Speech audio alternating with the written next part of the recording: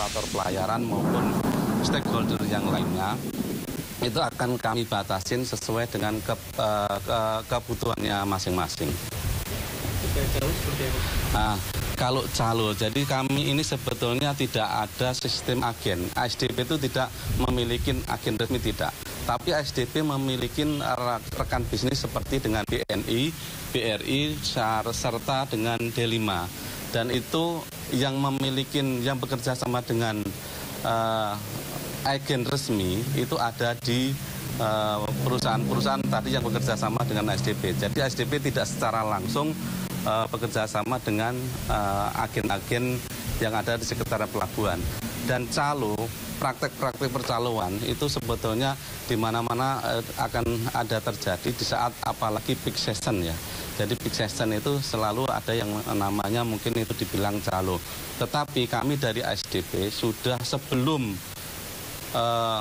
jauh-jauh hari sebelum dilaksanakan anglep ini, kita sudah mengumpulkan para agen atau yang bekerja sama dengan ASDP, dan baru saja kemarin tanggal sebelum hari peak season kemarin kami juga sudah memanggil lagi dari pihak BNI, pihak BRI maupun dari D5 untuk mengatur agennya jangan sampai mengambil tarif fee ya, yang ditetapkan itu adalah 6.500, jangan melebihi dari 6.500. Jadi kami juga sudah berusaha untuk memberikan pemahaman kepada mitra kerja kami dalam hal ini BRI, BNI, sama D5 untuk bisa menyampaikan kepada agen-agen resminya mereka untuk tidak mengambil biaya administrasi melebihi dari yang ditentukan, yaitu 6.500. Iya Pak, tapi kalau kita melihat di luar sana banyak yang kehabisan tiket. Seperti apa Pak jadinya ini? Jadi kalau kehabisan tiket memang reservasi, berdasarkan dari reservasi kami, itu sudah memang kuotanya habis.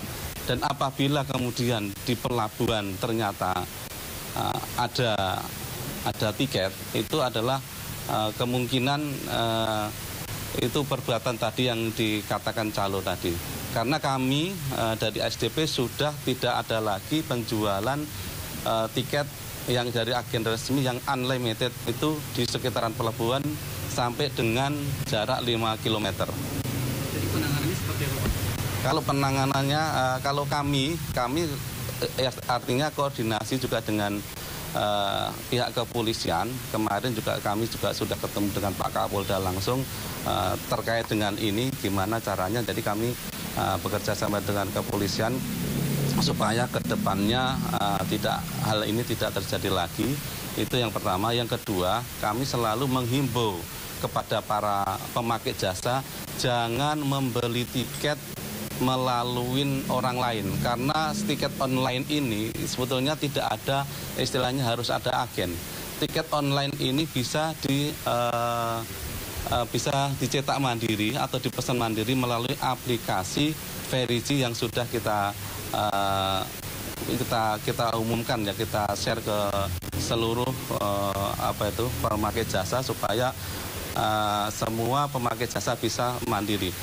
Dan ke depannya apabila memang pemakai jasa yang belum atau mungkin gaptek belum bisa mencetak sendiri atau memesan sendiri melalui aplikasi Verici, ke depannya ASDP akan bekerja sama juga dengan Traveloka seperti maskapai lain di dalam menjual tiketnya. Iya, Pak, terkait dengan tadi katanya sudah koordinasi dengan kepolisian, apakah sudah dari pihak kepolisiannya juga sudah turun tangan atau seperti apa? Kalau dari kepolisian kami belum tahu kapan turun tangannya, karena mereka mempunyai cara yang tersendiri untuk bagaimana bisa menertibkan praktek-praktek percaloan di sekitaran pelabuhan. Berarti dari pihak ASDP tindakan tegasnya baru cuma imbauan aja berarti ke masyarakat? Kalau ASDP tidak bisa secara langsung turun memberantas calo, kita tidak mempunyai kekuatan ke sana. Tetapi yang kita sampaikan bahwa calo itu sebetulnya bukan merupakan mitranya ASDP, enggak. ASDP sekali lagi saya tegaskan tidak bermitra dengan calo. ASDP bermitra dengan BRI, BNI, dan D5 itu di dalam menjual tiketnya. Kemudian dari pihak mitra kami itu mereka mempunyai agen-agen resmi. Jadi itu bukan secara langsung ke ASDP, tidak gitu.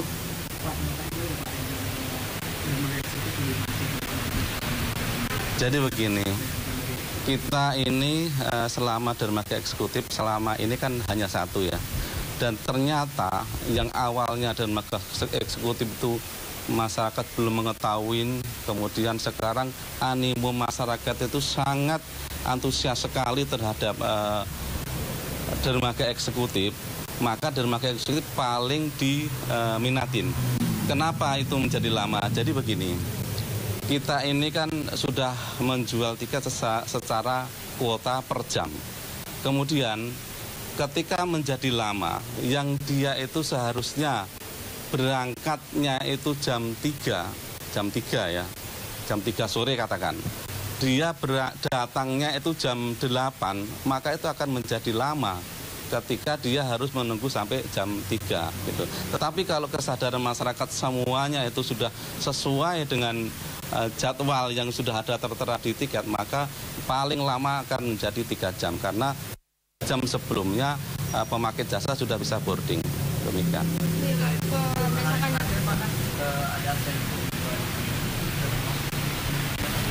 Kalau prediksi kami mungkin dari kemarin 19-20 itu merupakan puncak, prediksi puncak pada anggap ini. Namun demikian kami juga tetap waspada, jangan sampai nanti itu tetap mengalir terus sampai nanti sampai tanggal 21. Dikarenakan apa?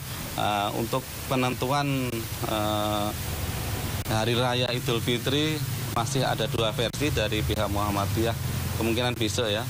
Dan pihak pemerintah belum mengumumkan, kemungkinan masih menunggu sidang hisbatnya. Oke, kalau terjadi penumpukan gimana? Kalau jadi gini, ASDP itu operator pelabuhan dan kami bertanggung jawab sepenuhnya di lingkungan pelabuhan. Bagaimana caranya untuk mengatur supaya tidak terjadi antrian panjang keluar pelabuhan?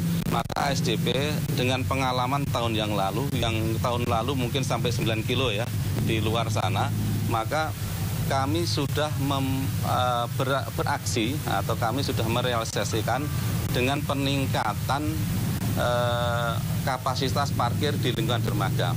Seperti yang mungkin rekan-rekan semua lihat, dari depan eksekutif, kemudian di koridor Selasar, dan bahkan kantor kami yang lama itu kita demolis, kantor KSKP kita demolis, dan kita membeli tanah juga, itu dalam rangka mengantisipasi jangan sampai terjadi antrian yang panjang sampai di jalan raya. Itu untuk internal dari dalam pelabuhan. Kemudian yang di luar pelabuhan yang di jalan, kami berkoordinasi dengan kepolisian, kami dengan koordinasi dengan pengelola jalan tol, dengan dinas perhubungan setempat untuk melaksanakan yang namanya delaying system. Delaying system itu kita lakukan di rest area ataupun buffer zone di non tol.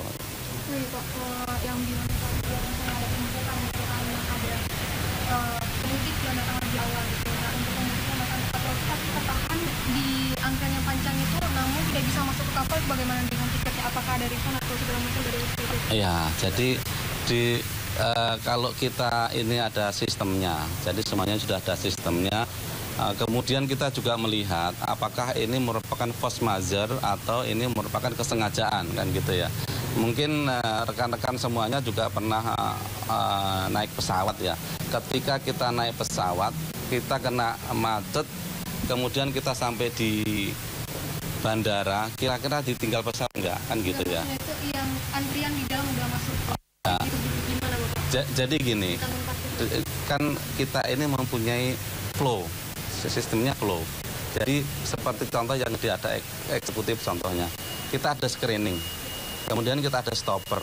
Di sana itu melihat ketika orang ini masih lama, maka kita masukkan ke ruang-ruang parkir yang sudah kita sediakan, seperti ada di bawah mall, itu kan ada ruang parkir, kemudian penampungan yang lain untuk tidak naik terlebih dahulu. Kita mendahulukan yang memang sudah sesuai dengan waktu boarding, sesuai dengan tiketnya pemakai jasa yang akan menyerahkan. Pak, terkait keluhan pengguna sepeda motor di Ciwandan, Pak, yang mengeluhkan lamanya proses bongkar muat kapal, Pak.